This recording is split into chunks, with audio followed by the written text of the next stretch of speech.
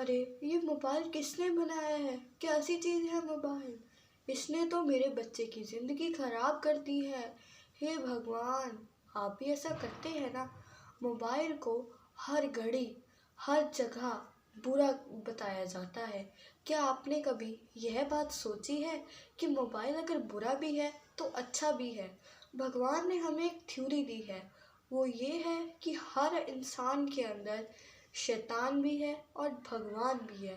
और हमें ये देखना है कि हमें इस मोबाइल को शैतान की तरह यूज़ करना है या भगवान की तरह।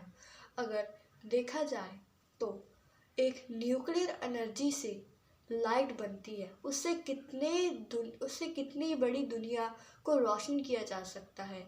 और अगर इस न्यूक्लियर एनर्जी से बम बनाया जाए तो वो सारी दुनिया को नष्ट कर देगा। ये बात तो आपको भी पता है ना। और ऐसे भी मोबाइल है। अगर आपने कभी सोचा है कि जब आपके पास मोबाइल नहीं थे तो आपके लिए यह अगर आपको कम्युनिकेशन के अच्छे राइट स्पेलिंग देखने हैं तो आप कैसे देखा करते थे? आप डिक्शनरी खोलते थे, उसमें बहुत देर तक ढूंढते थे। लेकिन अब ऐसा बिल्कुल नहीं होता है। आप अपना मोबाइल में झट से वो फिल करते हैं और तभी आपके सामने कम्युनिकेशन के स्पेलिंग आ जाते हैं। वह आपको अच्छी इंग्लिश सिखाता है। सिर्फ इंग्लिश ही नहीं, और भी बहुत कुछ, फ्रेंच और दुनिया में बहुत भाषाएं हैं, उनके बारे में भी आपको सिखाता है। तो इस मोबाइल में बहुत सारी अच्छी बातें भी हैं। तो अगर देखा जाए तो आजकल के बच्चों को आपके जैसी तकलीफ़ नहीं झेलनी पड़ती। मैं जब की पढ़ाई करने लगी हूँ तब तब से मोबाइल मेरे जीवन में है।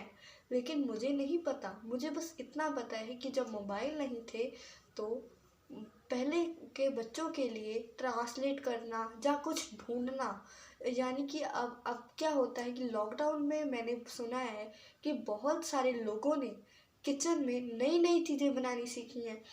पहले क्या होता था कि अगर आपको पिज़्ज़े की बेस की रेसिपी देखनी है या समोसे की रेसिपी देखनी है तो क्या करते थे?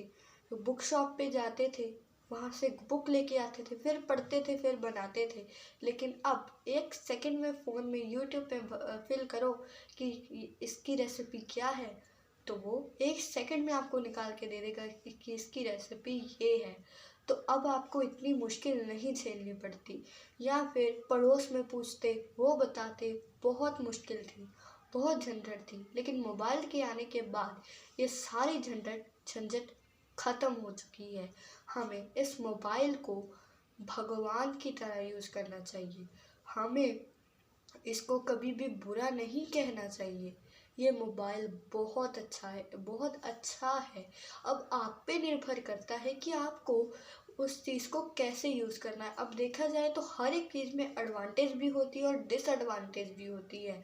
आपको देखना, अब ये निर्भर आप पे है कि आपको उसको एडवांटेज की ओर से यूज़ करना है या डिसएडवांटेज की ओर से।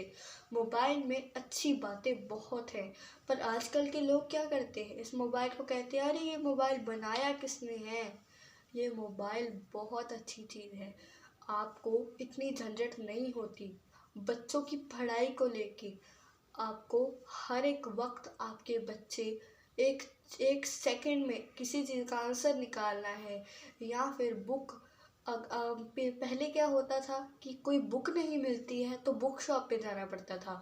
और बुक शॉप वाले क्या कहते थे कि आप हमें पैसा जमा करा दीजिए, हम आपको दूसरे शहर से बुक को मंगवा देंगे। तो वह बुक उस शहर में अगर नहीं अवेलेबल होती तो फिर बहुत देर तक रुकना पड़ता। लेकिन अब ऐसा नहीं होता, आपको मोबाइल में वो फिल करो, पीडीएफ निकल आती है। ये मोबाइल की एडवांटेजेस हैं। तो अगर हमें मोबाइल को अच्छे तरीके से यूज़ करना है तो भी हम कर सकते हैं। लेकिन लेकिन मैंने इतना बताया है, लेकिन ये निर्भर आप पे है कि आपको उसकी एडवांटेजेस देखनी है या डिसएडवांटेजेस। आज के लिए सिर्फ इतना ही। जय श्री राम।